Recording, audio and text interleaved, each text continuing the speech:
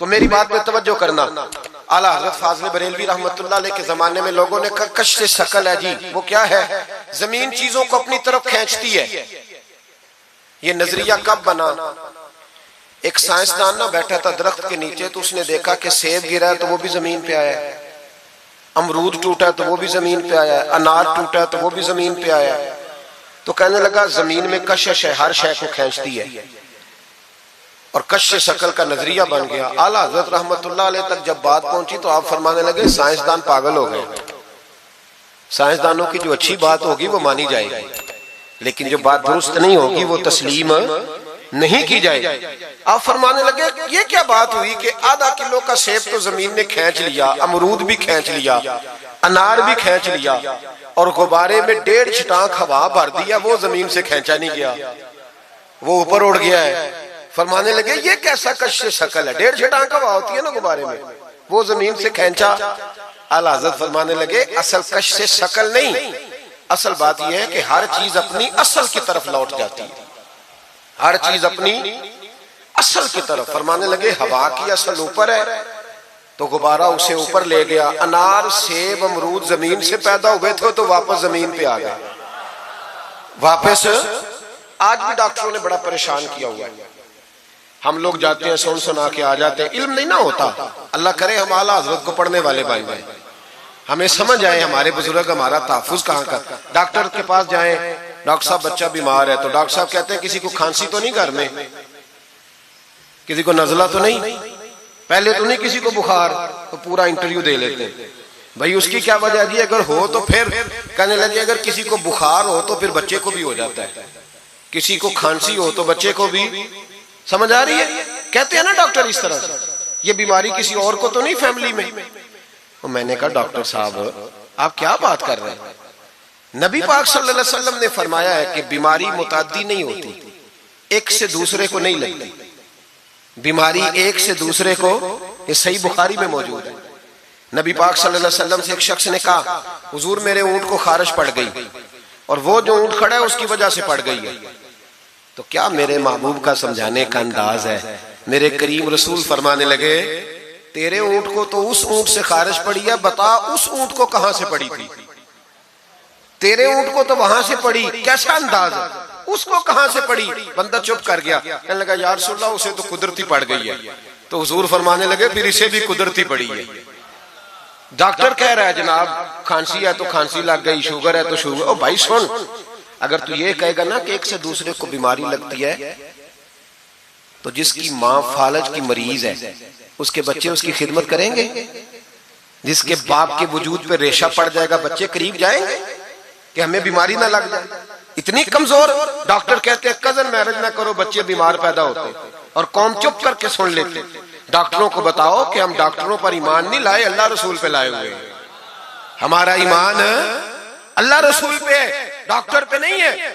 जो सही बात करेगा डॉक्टर वो मानेंगे, गलत बात नहीं तस्लीम करेंगे। ये मेरे आला हजरत की फिक्र है। डॉक्टर कहते हैं कजन मैरिज ना करो, बच्चे बीमार पैदा होते हैं, तो मौला अली और हजरत फातिमा का रिश्ता क्या है? नबी पाक सल्लल्लाहु अलैहि वसल्लम ने खुद अपने सगे चचा की बेटी जनाब उम्मे हानी को दावत निकाह दी थी। कजन मैरिज में कोई मसला होता तो हुजूर ये काम करते थे। कजन मैरिज हो तो बच्चे बीमार पैदा नहीं होते, कजन मैरिज हो तो बच्चे हसन और हुसैन जैसे पैदा होते। इस तरह के नौनिहाल अल्लाह ताला अता करता है, उनके तरीकों पर चलने वाले पैदा होते हैं। खुदा का खौफ करो। आप जैसे तैसे, एक मैं रावलपिंडी में था तो एक बच्चा कहने लगा जी मिसवाक के साइंसी फायदे बयान कर दे, मिसवाक के। तो मैंने कहा बेटे साइंस अगर कह भी देना मिसवाक नहीं करनी चाहिए तो हमने फिर भी करनी है। सारी साइंस कहे न करो तो हम फिर भी मिसवाक, इसलिए कि मिसवाक करना मेरे मुस्तफा का तरीका है सल्लल्लाहु। आला हजरत ने अकीदा तौहीद मजबूत किया। एक और चक्कर है बाबा जी का। बाबा जी सरकार जो एक महीना ना नहाए वो छोटा बाबा, और जो 6 महीने गुस्ल न करे वो बड़ा बाबा। बाबा जी को नमाज नहीं सीधी आती और बाबा जी सरकार बने हुए, हाल ही कोई नहीं। जो अल्लाह के खाते पढ़ गए, और बाबा किस्मत का हाल बता रहा है। दरवाजे पे रोटियां मांगने आते हैं, किस्मत का हाल बताते हैं। अपनी इतनी खराब है कि मांगते फिर रहे। और कौम बेचारी हाथ दिखा रही है, हाल बता रही है, अपना ये बेड़ा गर्क हुआ। मुझे आपका तो नहीं पता, हमारे देहातों में ना ये कभी कभी सोना भी डबल करते थे मांगने वाले। यहाँ भी होता है ये काम जी, वो सोना लाओ जी तुम्हारा सोना डबल कर दे। तो पता तब चलता है जब सिंगल भी गायब हो जाता है। बावों के लग गए, फूकों पे लग गई। मुझे एक शख्स करामा सुनाने लगा, कहने लगा मेरे हजरत साहब के पास लोग दूर दूर से दम कराने आते हैं। और मैंने कहा दम कराना जायज है, तवीज देना जायज है, लेकिन मैंने किसी हदीस में नहीं पढ़ा कि कोई बंदा यमन से हुजूर के पास दम कराने आया हो, मिस्र से दम कराने आया हो। दम कराना बिल्कुल दुरुस्त है, हम खुद करते कराते, लेकिन ये असले दीन नहीं। नबी पाक के पास ना कोई शाम से तवीज लेने आया, ना दम कराने आया। रसूल पाक के पास तो जो भी आया करता था नबी पाक का दीन ही सीखने आता था। तो दीन की बात कर, दम दुरूद की ना सुना, ये तो जिमनी बात है, ये तो जैली बात है। आला हजरत दरवाजे पे खड़े थे, एक बाबा मांगने वाला आ गया। आला हजरत से कहने लगा 10 रुपए दो वरना आपका मकान उलट दूंगा। ये नफसियाती कब्जा कर लेते हैं। तो माँ भी बडेरी कहती है दे दो, कहीं वाकई ना उलट दे। आला हजरत ने ये अकीदा नहीं हमें सिखाया कि हम रस्सियों से डरते फिरें। इतना कमजोर ईमान, लोग अपने साये से डरने लग गए।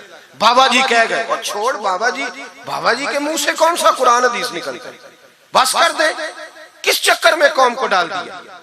आला हजरत रहमतुल्लाह अलैह दरवाजे पे खड़े, फिक्रे रजा से मीनार है ना, तो सुनो फिर फिक्रे रजा क्या है, सुनो फिर ये रजा के नेजे की मार है कि अदुब के सीने में गार है, किसे चारा जोई का वार है कि ये वार वार से पार है। आला हजरत रहमतुल्लाह अलैह दरवाजे पे खड़े थे, बाबा जी आ गए, कहने लगे 10 रुपए दो। 10 रुपए का माना उस जमाने में यही था जो आज 10,000 का माना है। 10,000 मांग लिया, कहने लगा दो नहीं तो मकान उलट दूंगा। आला हजरत फरमाने लगे तू 10 के 20 मांग, मैं देने को तैयार हूं, पर मकान उलटने वाली बात गैर शरीया, ये वापस ले ले। शरीयत तुझे ये कहने की इजाजत, मेरी बातों की समझ आ रही है आप हजरात को? वो कहने लगा नहीं मैंने उलट देना है। आला हजरत की वालदा बूढ़ी औरत अंदर से बोली, कहने लगी अहमद रजा दे दो, फकीरों से नहीं उलझते।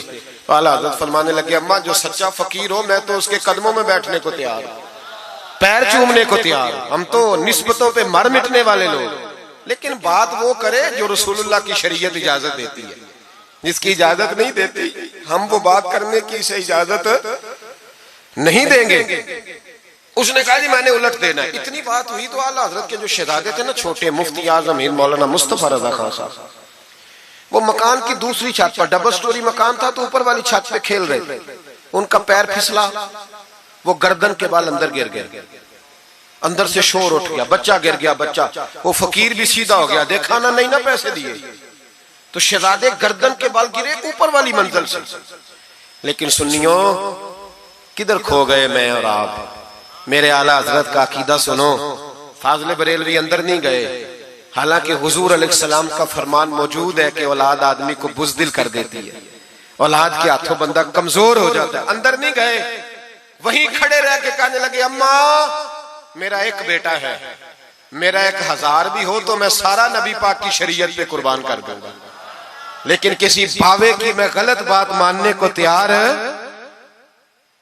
आला हजरत की जुबान से ये लफ्ज निकले तो साहबजादे उठ के दौड़े आए, कहने लगे अब्बा जी जरा इधर तो देखें, मैं दूसरी मंजिल से गिरा हूं पर मुझे खराश भी कोई नहीं आई, मुझे खराश भी कोई नहीं आई, देखे मेरे कपड़ों को मिट्टी भी नहीं लगी। आपके 2-3 मुरीद खड़े थे, कहने लगे हुजूर ये आपकी करामत है। आप फरमाने लगे मेरी करामत नहीं, ये मेरा अकीदा है, तौहीद है, ये मेरा मेरे रब पर ईमान है, खराश नहीं आई। अब उस फकीर को फरमाने लगे आला हजरत के तू कहता था मकान उलट दूंगा, चल उलट ना, फिर 10 रुपए नहीं लेने, उलट। चुप कर गया। तो आला हजरत, लोग कहते हैं मौलवी साहब के पास क्या है? जिसके सीने में रसूलुल्लाह का दीन है उसके पास कुछ नहीं, तो फिर किसी के पास भी कुछ नहीं। हाँ जिम्मेदारी से कह रहा हूं, किसी के पास कुछ नहीं। अगर जिसके सीने में कुरान और सुन्नत का नूर है, अगर उसके पास ही कुछ नहीं। सुनो, आला हजरत ने अपना जूता उलट दिया, फरमाने लगे अगर ताकत है तो मेरा जूता सीधा करके दिखा। तो मकान उलटने की बात करता है ना, पंजाबी का एक शेर है, आपकी समझ में आ गया तो ठीक है, ना आया फिर भी ठीक है। वो एक पंजाबी के दरवेश कहा करते थे, इट सिट ते पखड़ा कुआर गंदल, असी और भी बूटियां जानने हैं। पता है हमें सारे गुरुओं का है, चलो करामत ना दिखाएं तो बात अलग है, पर खबर हमें है। फरमाया चलो सीधा करो, उसने पूरा जोर लगाया पर जूता सीधा, पसीने आ गए तो कहने लगा जी मैं माफी मांगता हूं, आज के बाद ऐसी बात नहीं करूंगा। आला हजरत वली थे तो वली सखी होता है, जेब से हाथ निकालने फरमाया तू 10 मांगता था, अल्लाह 20 लेके जा, लेकिन गैर शरी बात खुदारा बस करो। जो हमें हमारे बुजुर्गों ने नजरियात दिए उन पर कायम रहो।